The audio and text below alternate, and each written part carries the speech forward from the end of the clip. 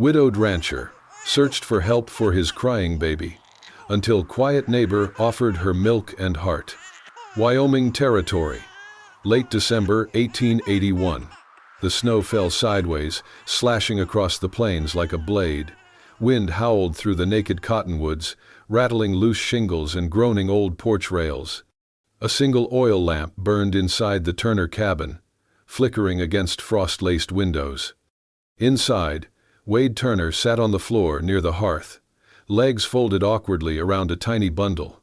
The baby's cries had started 3 days ago and had not stopped since. Red-faced, fists clenched, his son wailed from the hollow of his arms. Wade's face was a mask of exhaustion, bloodshot eyes, bristled jaw, lips cracked from lack of sleep and water.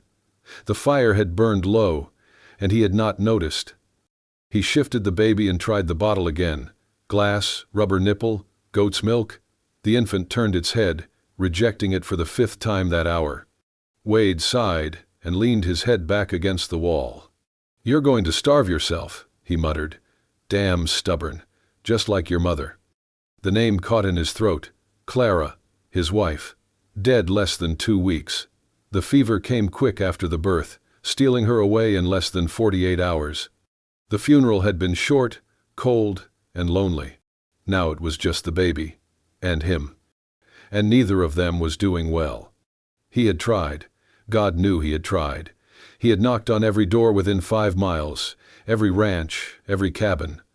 Always the same looks: pity, awkward refusal, murmured apologies. "No milk left," they would say. "Sorry, Wade, wish we could help." Tonight, under the weight of snow and silence, he nailed a wooden board to the front gate. In black tar paint, it read, "Need mother's milk, please." A man did not beg unless he had no choice. Wade Turner had no pride left to guard. Back inside, the baby screamed again, voice hoarse but relentless.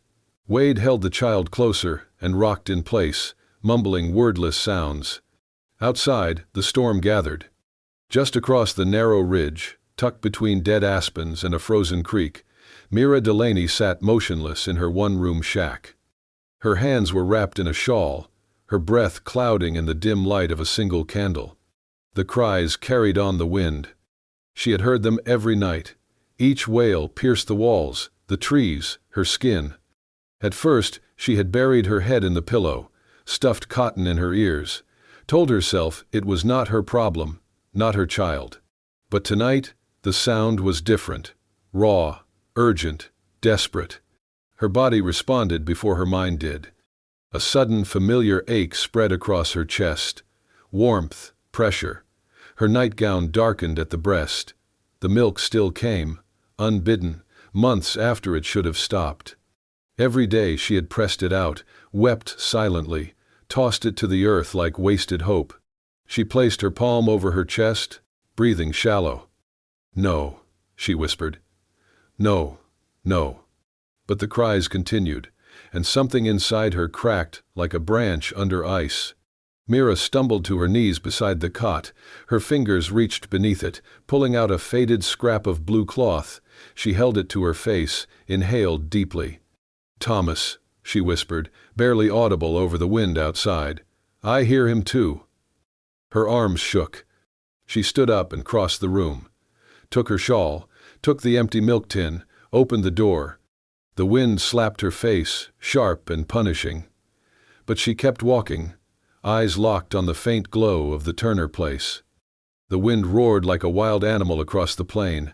Snow came down in waves, dense and heavy, blanketing the world in white silence and fury. The Turner cabin creaked and groaned beneath the weight, the lantern inside throwing long shadows across the warped floorboards. Wade sat in the rocking chair, the infant cradled tight against his chest, both wrapped in a horse blanket that no longer held much warmth. The baby whimpered now, too weak to cry properly. Its tiny mouth rooted aimlessly against his shirt, seeking something it would not find.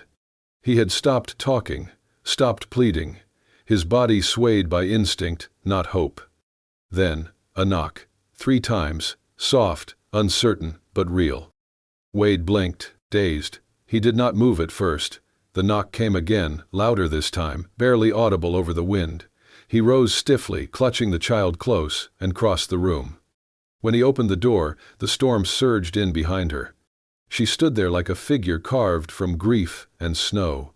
A young woman, soaked through, a shawl clutched tightly around her shoulders, a tin pail in her arms wrapped in a thin wool blanket. Her cheeks were raw, her lips trembling. Tears clung to her lashes, not yet frozen. Her voice came out barely louder than the wind. "Let me try," she said. "I still have milk." Wade stared at her, stunned. She looked unfamiliar, pale, hollow-eyed, but she spoke with such certainty, he did not know how to answer. Before he could move or speak, she stepped forward, gently, like approaching a skittish horse. "Please," she said, her voice cracking, "let me help." She did not wait for permission. She reached for the baby, careful, deliberate. Wade hesitated for only a heartbeat, then let her take the bundle. Her hands were cold but steady. Mira stepped inside, letting the door swing shut behind her. She moved to the hearth without a word and sat cross-legged on the floor. Her shawl fell away from her shoulders. Her hands moved with quiet precision, pulling aside the blanket, unbuttoning her dress, baring one breast slick with milk and grief. She cradled the infant into her chest. The baby rooted once, then latched. The sound was immediate, urgent suckling, desperate swallowing, then a low, content sigh from the child. Mira bowed her head, shoulders shaking. She whispered as she rocked, "Sleep, little bird, sleep, and fly home." Her words were broken lullabies, soft syllables spoken not to the boy in her arms, but to a child long gone. Her voice cracked as she sang, "You would have had your father's eyes, your mother's hands." Wade stood frozen near the table, his knees near buckling. The baby fed like it had never eaten before, because it had not. Its fingers curled against the woman's chest. Mira closed her eyes, tears falling freely down her cheeks. "I kept your blanket," she whispered. "I could not bury that too." She touched the child's cheek, as if through it she could feel another. Wade opened his mouth but said nothing. He could not ask who she was, could not ask why she had come, because none of it mattered now. What mattered was the child, his child alive, quiet, full. In the glow of firelight, he saw the smallest flicker of peace cross the baby's face. And in the woman's sobs, he heard something more than sorrow. He heard mercy. He stepped forward slowly, dropped to one knee beside her. He did not speak. He simply watched, listened, breathed. In the middle of a storm, salvation had come, not with angels, not with prayer, but with a girl no one knew, a milk tin in hand, and a heart full of ghosts. And for the first time in days, Wade Turner let out a breath without shaking. Mira came every morning, and again at dusk. She never stayed longer than needed. In silence, she would lift the child into her arms, her touch now steadier than it had been that first night. The baby no longer cried. He knew her now, as surely as he knew the shape of the bottle or the sound of the wind in the rafters. On days when the wind howled or her steps could not carry her far, she left a glass bottle of goat's milk on the porch. It was always warm to the touch, wrapped in cloth and tied with twine, placed gently beside the door like a prayer. Wade, at first, said nothing, but he began watching her more closely. He noticed that she always sat beneath the same spot on the porch, where the overhang offered only partial shelter. When the rain came, it leaked through the broken eave, falling just behind her shoulder. She never shifted, never complained. The next morning, after she had gone, he brought out a ladder and patched the crack with a strip of tarred canvas. He added a new brace to hold the beam steady, then laid down an old blanket from the storage chest, shaken clean of dust and pine needles. She did not mention it when she arrived the next day, simply sat down, settled the baby in her arms, and looked up at him briefly before lowering her gaze. From then on, she always sat a little longer. Later that week, Wade saw the tear down her coat sleeve. It must have caught on one of the bramble hedges along the trail. He noticed the way she bent her wrist to hide it, how her fingers curled under the frayed edge as she fed the child. That night, long after she had gone and the baby slept soundly in his makeshift cradle, Wade opened the old cedar trunk at the foot of his bed. Inside, beneath folded shawls and his wife's Bible, was a tin sewing box. The needle was bent, the thread old, but his hands remembered the work. He sat by the firelight, sewing carefully, double-stitching the rip with thread once used for patching his own shirts. When he finished, he folded the coat and placed it on the chair near the door. The next morning Mira paused when she saw it. She picked up the coat, turned the sleeve over in her hand, and pressed a thumb along the new seam. Her eyes flicked up to Wade, just for a breath, then fell again. She said nothing, only pulled the coat over her shoulders and resumed feeding the baby. But as she rocked gently in the chair, her thumb moved again and again across the stitchwork. From then on, small gestures passed between them like secret messages. Wade began leaving an extra log by the hearth before she arrived, or a cup of warm tea sweetened with molasses. Mira, in turn, began folding the baby's blankets neatly, and once left a small pouch of dried herbs for his tea. "For your nerves," she had said, almost too soft to hear. They rarely spoke. Words seemed clumsy beside the precision of what passed between them. Milk offered, roofs mended, sleeves stitched, a baby fed and cradled into sleep. One afternoon, as Wade came in from checking the fence lines, he passed her on the porch and their hands brushed, just briefly. Neither pulled away.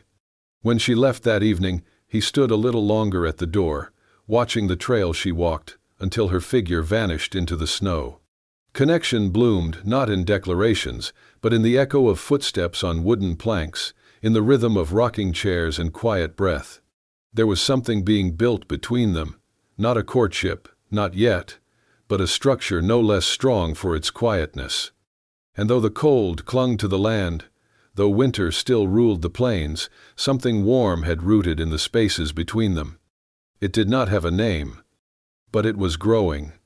Morning came gray and heavy, the kind of light that never truly broke through the clouds. The wind had quieted, but the cold had sharpened overnight, turning the world brittle. Wade waited. He had already lit the fire, warmed the milk bottle, and rocked the baby twice. The boy fussed, but did not cry the way he used to. His little eyes searched the doorway each time the wind brushed the walls. By mid-morning, Wade stepped onto the porch, baby bundled tight against his chest. The path Mira always took was still smooth, untouched by footprints. Something twisted in his gut. He looked once more toward the ridge, nothing but white, endless and cruel. He did not think, he simply moved. The snow was deep enough to swallow his boots. Each step cracked through the crust, and the baby whimpered against his coat. The air bit at his lungs, but he pressed on, following the faint line of fence posts that marked her property. By the time he reached her cabin, his breath came in clouds. The door was half open, creaking against the wind. "Mira?" he called softly. No answer. Inside, the room was dim. The fire had burned out. Mira lay curled on the floor beside the hearth, her shawl soaked with melted frost. Her skin glistened with sweat, her face pale as linen. Beside her bed sat the tin pail, half filled with milk already gone cold. Wade knelt down fast, his heart hammering. "Mira," he said, shaking her shoulder. "Wake up." Her eyelids fluttered but did not open. He felt her forehead burning hot. Fever. He carried her to the bed, tucking her beneath her own blankets. The baby stirred, small and restless. Wade shushed him gently, then poured water from her kettle into a pot and set it over the rekindled fire. His hands moved with surprising care. As the water warmed, he glanced out the window and froze. Behind the cabin, at the edge of the snowfield, a small mound rose from the ground, barely 2 feet high. A few stones marked its border.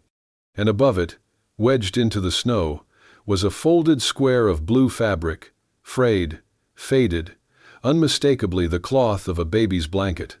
He stood there for a long moment, the truth sinking in slow and heavy. When he finally turned back, Mira had stirred, Her eyes opened halfway, cloudy with fever. Then she saw him and followed his gaze to the window. Her breath caught. Panic flared in her face. No. She tried to rise, but he pressed her back gently. "Mira," he said softly, "it's all right." Her voice broke, raw and hoarse. "You saw." "I did." She shook her head, tears spilling fast. "I buried him myself. No one knows. Not the church, not the town. They'd call me a sinner, a whore." Her words tumbled out in gasps. "He was born too early. I prayed, I begged, but—" Her voice shattered.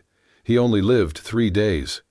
Wade knelt beside the bed, his hand resting near hers. "I thought the shame would kill me," she whispered. "I thought I'd never speak his name again."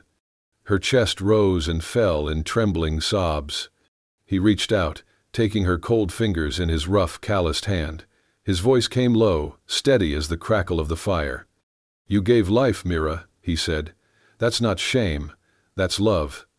Her crying broke then, deep, unguarded, like something long sealed inside her had finally found air. Wade stayed beside her, saying nothing more. Just holding her hand while the baby dozed near the fire, the wind whispering against the walls. When her tears slowed, she looked at him with hollow eyes. "You're not disgusted?" He shook his head. "I've seen death. I know what it takes to bring life into this world. You don't owe anyone forgiveness."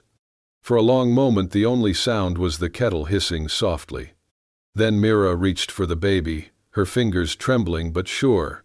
She drew him close, pressed her cheek against his small, warm face, and closed her eyes. Outside, the snow began to fall again, slow, gentle, unthreatening. And inside that quiet cabin, 2 souls, both broken in different ways, sat within reach of something neither had dared hope for again. Peace. The thaw had begun. Snow turned to slush in the furrows between cabins. Mud clung to boots, to hems, to every whispered word passed over fence rails and sewing circles. The baby was stronger now, rounder in the cheeks, his cries louder, his eyes searching. Mira still came each morning and each night, but now she stayed longer. She no longer stepped backward the moment her duty was done. People noticed. At first, it was only sideways glances at the trading post. Then came murmurs from pews on Sundays. Mira, who had once been nearly invisible, now drew stares. Not all unkind, but none entirely gentle. One afternoon, Mrs. Elsie Whitcomb, the widow who had once run the Temperance League and now considered herself guardian of the town's morals, stood outside the general store, arms folded like iron bars. "They say she's living with him," she said loud enough for everyone to hear. "Every night at that man's cabin, rocking that child like it's hers. And who's to say it ain't?" Someone laughed nervously.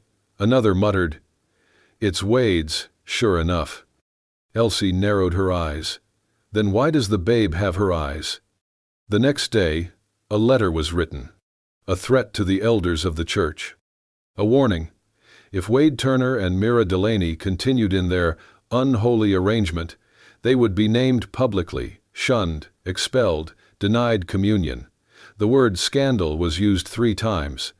Father O'Connell arrived that evening. He came on foot, face drawn in tired lines, boots heavy with wet soil. Wade met him on the porch, arms crossed. The baby cried faintly from within. "You know why I'm here," the priest said quietly. "I do." "People are speaking, loudly. Some want action." Wade nodded. "They always do." O'Connell sighed. "It's not just them," the council met.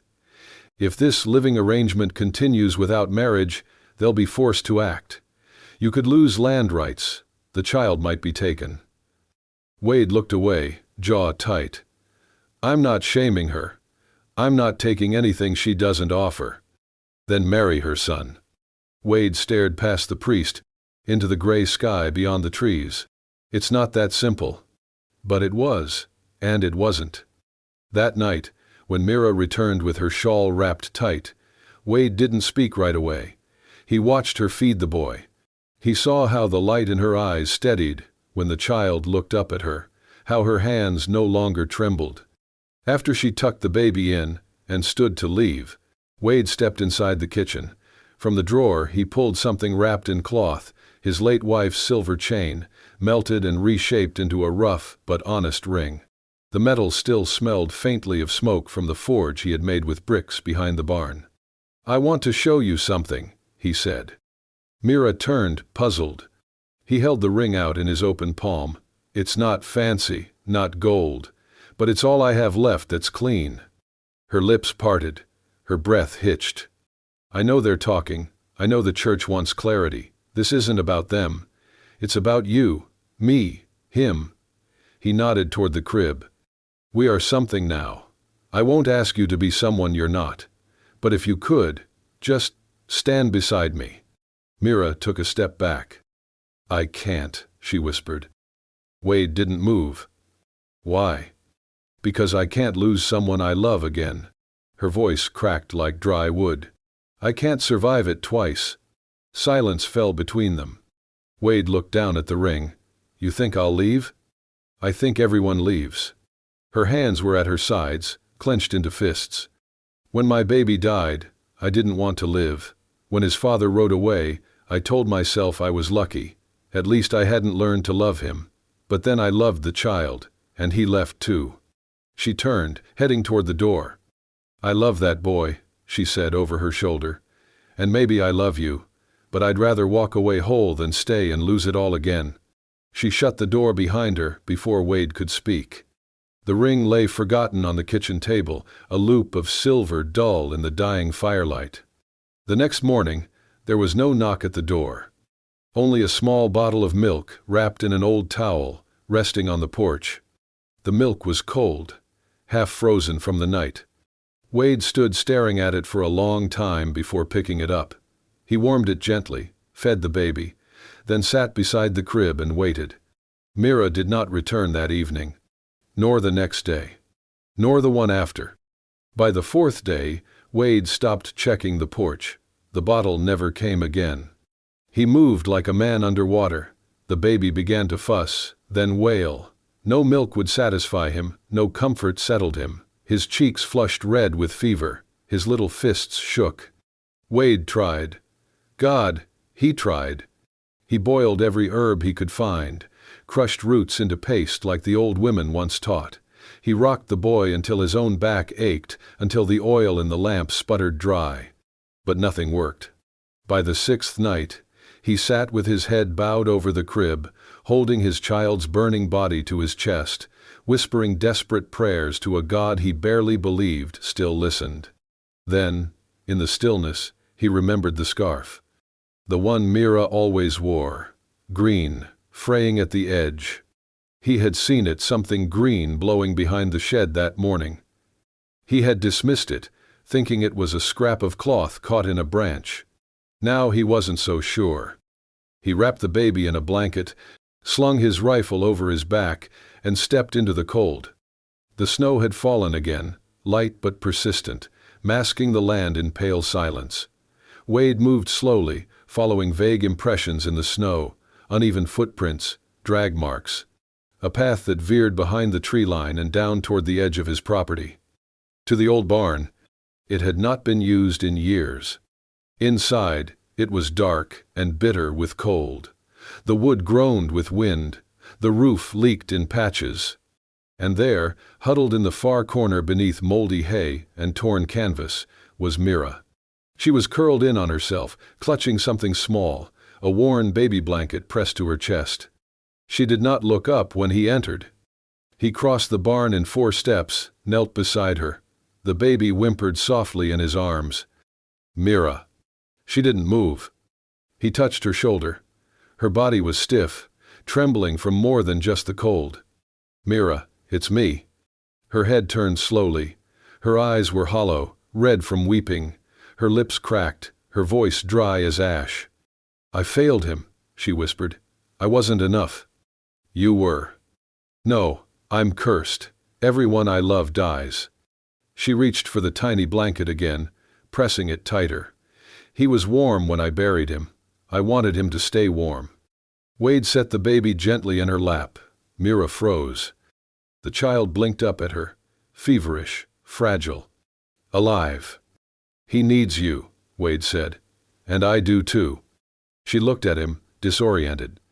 "You said you couldn't be my wife," he whispered. "Fine. Then be his mother. You already are." Mira broke.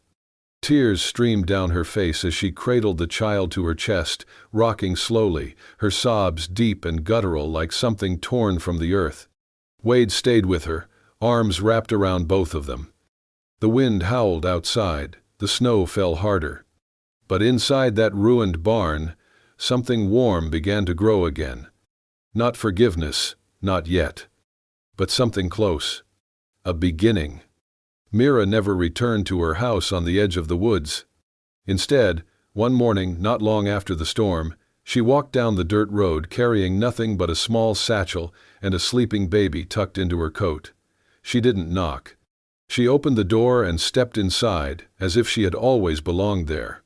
Wade didn't say a word. He just took the satchel from her hand and hung it beside his coat. From that moment, the house felt different, warmer, even though the snow still clung to the windows. They didn't talk about marriage. There were no witnesses or papers. But no one needed them. The boy had a mother now. That was enough. Wade built a crib with his own hands. Mira stitched a quilt from old fabric scraps, her fingers moving slowly but surely in the lamplight. She sang softly while she worked, old lullabies that weren't just for the baby. Sometimes Wade paused at the doorway, listening. One crisp morning in early March, Wade took a hammer and a chisel to the willow tree behind the house. He worked for hours, alone, smoothing the plank, carving each letter with care. By dusk, a small wooden marker stood beneath the tree, flowers blooming hesitantly at its base. Thomas, loved, even if just for a while. Mira stood behind him, arms folded across her chest. She didn't cry. Not then. But when she laid the green scarf across the base of the marker, her hand lingered for a long, long time. Spring came slowly, like a shy guest. The snow receded, revealing earth damp with promise. Chickens returned to the yard, pecking at thawed ground. The boy, still without a name, though Mira had started calling him Little, began to smile in his sleep. The town noticed. At first, people stared when Wade walked through town with Mira beside him, the baby strapped against her chest. There were whispers, glances. But as the boy grew healthier, stronger, the tone began to change. Mrs. Gilroy from the post office brought over a jar of honey for the baby's cough. The tailor mended Mira's boots without charging her. Even the pastor nodded kindly one Sunday morning as they passed his gate. "She's done right by that child," one neighbor murmured to another. Maybe she was always good, just needed someone to see it. By midsummer, folks had stopped whispering. They started waving instead. And Wade? He still didn't say much. But every morning, he made coffee for two. He chopped firewood before Mira could ask. He learned how to braid the baby's tiny hair as it started to curl. And every evening, when she rocked Little to sleep, he sat nearby and watched like it was the only thing worth watching in the whole wide world. One evening, Mira stepped out onto the porch just as the sun dropped behind the hills. Wade was sitting on the steps, the boy in his arms, already dozing. Mira sat beside him, resting her head on his shoulder. "This feels like something real," she whispered. Wade looked at her, quiet for a long moment. "It is. No more questions. No more conditions. Just two people, and a child, and the quiet kind of love that grows where grief used to live." The ground had thawed weeks ago, but today, the air truly smelled of spring, green and soft, and full of promise. The wind no longer howled like it had in winter, but sang low songs between the trees, as if reminding the earth to wake gently. Behind the cabin, where snow once drifted knee-deep, grass now peeked through in patches of shy color. Wade knelt in the earth behind the house, his fingers caked in dirt as he lowered the roots of a young apple tree into a narrow hole beside the willow. His motions were careful, reverent. Each handful of soil he packed around the roots felt like a kind of vow. The tree was thin, its branches still uncertain of themselves, but Mira had chosen it for its resilience. "Late bloomer," she had whispered, running her hand over the bark. "Just like us." Wade smiled at the memory, brushing his forehead with the back of his sleeve. The sapling stood only chest high, staked with a piece of old fencing wire and hope. But it would grow. Given time and care, it would bear fruit. Behind him, the back door creaked open. Wade turned to see Mira step out, one hand resting on the small curve beneath her waist, the other shielding her eyes from the sun. Her dress was pale blue, stitched by her own hands, the hem uneven but full of pride. Her cheeks were flushed, hair pulled back with a scrap of ribbon. She smiled at him, one of those quiet, full smiles that made everything else disappear. Their boy, no longer a newborn but not yet steady on his feet, tumbled across the grass toward her, arms flailing in excitement. "Mama," he chirped, grinning, mouth full of teeth just starting to show. The word landed like thunder and prayer. Mira dropped to her knees, catching him in her arms, burying her face in his hair. Her body curled instinctively around him, heart and arms forming shelter. "My first child called me in dreams," she whispered, rocking gently. "This one calls me in daylight." Wade stood, wiping his hands on his trousers. He walked over slowly, earth still clinging to his knees. Then he crouched beside Mira. She looked up, and he took her hand without needing to ask. "I never got to do this before," he said, voice rough, with something held back. "Never had the right moment. But now, I figure it's time." 7. From his pocket, he pulled a small silver ring. It wasn't polished or perfect. He had forged it from the chain his late wife once wore. Melted down, reshaped, made new. Like them, without ceremony, without words rehearsed, he slid the ring onto Mira's finger. Her hand trembled as she looked down at it. "No, preacher, no paper," Wade said. "But it's real. You and me and him, and whoever else comes along." Mira nodded, tears glinting in her lashes. "We already did the hard parts," she said. "This is just the bloom after winter." Birdsong echoed from the trees. The willow whispered softly in the wind. They sat like that for a while, beneath the apple sapling, beside the resting place of a boy who was loved, and in the arms of the child who had brought them back to life. And for the first time in a long, long while, everything felt like beginning. If this story stirred something in you, if you felt the frost, the fire, the quiet mercy of love returning like spring, then don't let it vanish like smoke in wind. Hit that hype button, share this tale with someone who believes in second chances, and subscribe to Wild West Love Stories for more frontier hearts, hard-won romances, and the kind of endings that feel earned. Out here, love doesn't come easy, but when it does, it stays.